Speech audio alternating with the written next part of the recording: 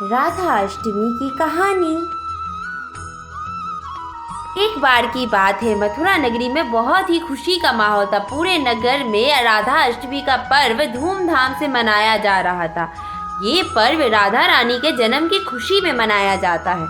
बच्चों ने रंग बिरंगे कपड़े पहने, घर घर में सजावट की और मिठाई की खुशबू से हर कोई मदहोश था। राधा अष्टमी की सुबह सभी लोग मंदिर की ओर चल पड़े। वहीं बच्चों के लिए एक खास कार्यक्रम रखा गया था। छोटे छोटे बच्चे राधा रानी की भूमिका में सजकर आए थे। उनकी छोटी छोटी रासलीलाओं ने सबका दिल जीत लिया।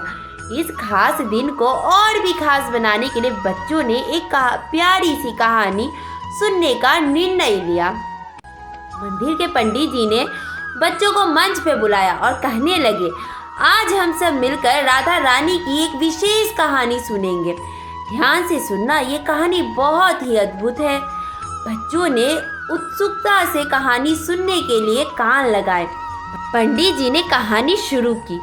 एक बार की बात है, ब्रजभूमि में एक सुंदर गांव था। वहाँ के लोग बहुत खुशहाल थे और हमेशा भगवान श्री कृष्ण की पूजा करते थे। एक दिन गोकुल में एक विशेष घटना हुई। राधा रानी का जन्म हुआ और उनका जन्म ब्रजभूमि के लिए खुशी का लहर ले आया। राधा रानी का रूप देखकर सभी लोग चकित रह गए। उनकी आंखें जैसे दो चमकदार तारे और उनका चेहरा जैसे चांदनी रात की चमक। राधा रानी का जन्म ब्रजभूमि के लिए एक बहुत ही बड़ा आशीर्वाद था। वे छोटी सी उम्र में ही भगवान श्री कृष्ण के साथ अद्भुत प्रेम और भक्ति की मिसाल बनी। राधा रानी की हर बात में खास बात होती थी। वे भगवान श्री कृष्ण के प्रति अपना भक्ति और प्रेम से प्रेरित। उन्होंने गोकुल में बच्चों और सभी लोगों को एकता, प्रेम और आदर्श का महत्व सिखाया। राधा रानी और श्री कृष्ण के मिलन की कहानी पूरे गांव में चर्चित थी। एक दिन गांव में बहुत बड़ा मेला लगा। मेले में बच्चों ने खूब खेल कूद की और मिठाइयाँ खाई, लेकिन इस मेले के बीच में एक छोटी सी समस्या उत्पन्न हो गई।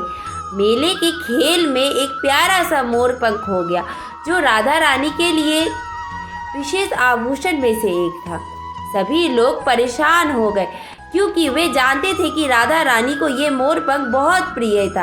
राधा रानी ने सभी को आश्वासित किया और कहने लगी, आप चिंता ना करें। उन्होंने अपनी दिव्य शक्ति से मोर पंख को खोज निकाला और सभी को खुशी से भर दिया। उन्होंने ये सिखाया कि जब भी किसी चीज़ की कमी हो तो सच्चे मन से प्रयास और भगवान की कृपा से सभी समस्या हल हो जाती है। उस दिन के बाद से राधा रानी की कथा और भी मशहूर हो गई। हर कोई उनकी भक्ति, दया और करुणा से प्रभावित था और इस प्रकार राधा अष्टमी हर साल बड़े हर्षित और उल्लास के साथ मनाया जाता है। बच्चों ने भी राधा रानी की भक्ति और प्रेम को अपने जीवन में उतारने का संकल्प लिया। कहानी समाप्त होने पर बच्चों ने भगवान श्री कृष्ण और राधा रानी की पूजा की और मिठाई बांटे। पूरे गांव राधा अष्टमी के पर्व को उल्लास और खुशी के साथ मनाने लगा। इस प्रकार राधा अष्टमी हर साल नए खुशी और प्रेम की लहर लाते रहा।